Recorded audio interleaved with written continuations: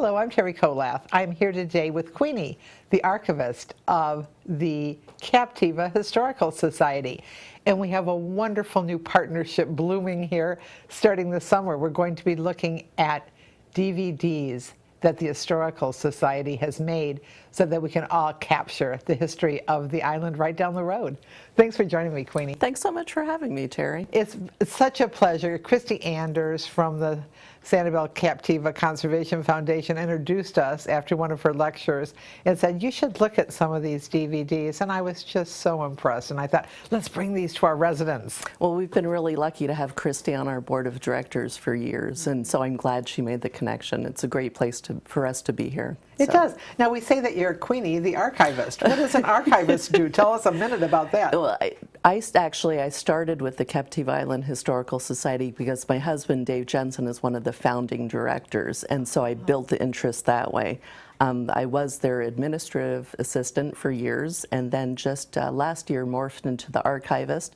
I actually take documents, photos, letters, and I digitally archive them on the internet so that they're visible throughout the world now. We have over 10,500 items that people can view anytime, anywhere.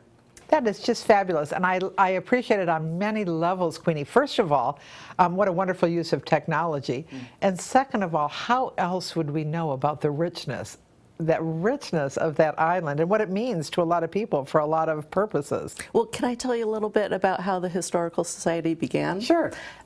In, I think it was 2009, one of the Captiva Island residents, Stella Farwell, found out that within the Captiva Library, we had Rubbermaid bins of documents, photos that were just living in the library that way. Now, in the event of hurricane, of course, all of those things would be washed away. So it was Stella's mission. She started the Captiva History Project in 2010, and it was her mission to be able to get those items and preserve them in a more permanent fashion.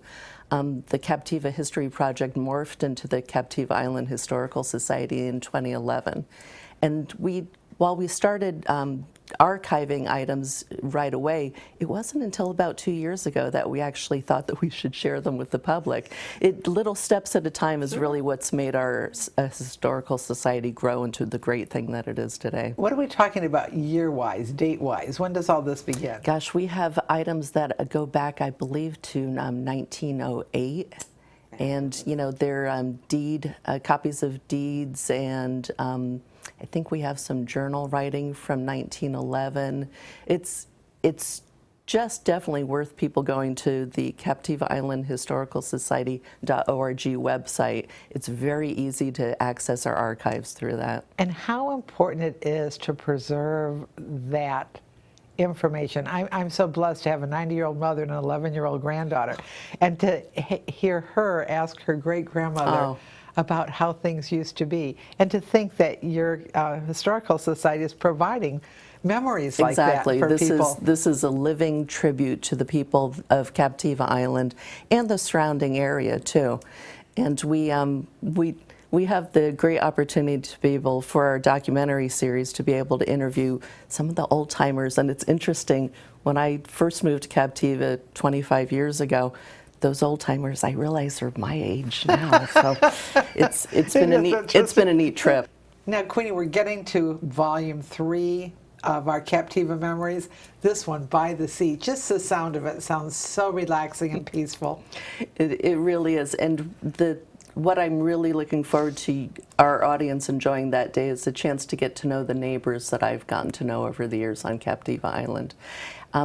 By the Sea, I believe what you're going to find is life on an island, we're very busy day to day doing the things that seem intense at the moment. These neighbors, as they talk, stretching over the years, their stories, their family stories, it's really incredible. And I hope that you're going to be able to enjoy their stories as much as I have gotten to knowing them over the years. The program will be introduced by Jewel Jensen, the newest of our board of directors. Jewel lives on Sanibel, but we love her on Captiva. And she does bring such an effervescence to our board, which is a very working board. Everybody, all of the 9 directors on our board of directors have a a very working relationship in getting the job done.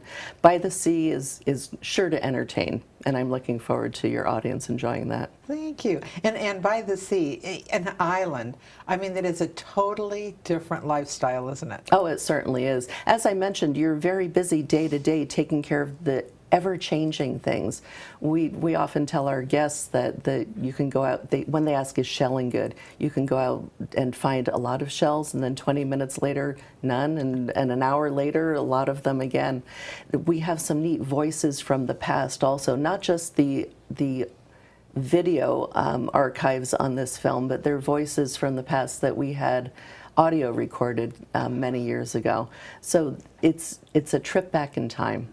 Fabulous. And just when you talk about sea on an island, there's probably no better way other than being out in a boat far from land that you can experience the power and the ever-changing And sea. with our documentary series, we can do that from our armchairs. How fabulous is that? That's wonderful. Don't even get seasick. There Well, you go. maybe if you really look. Oh, please take a chance and join us. You're going to be glad you did. We're going to be looking at By the Sea, Volume 3. But I have to tell you, Queenie has promised there'll be more in the future.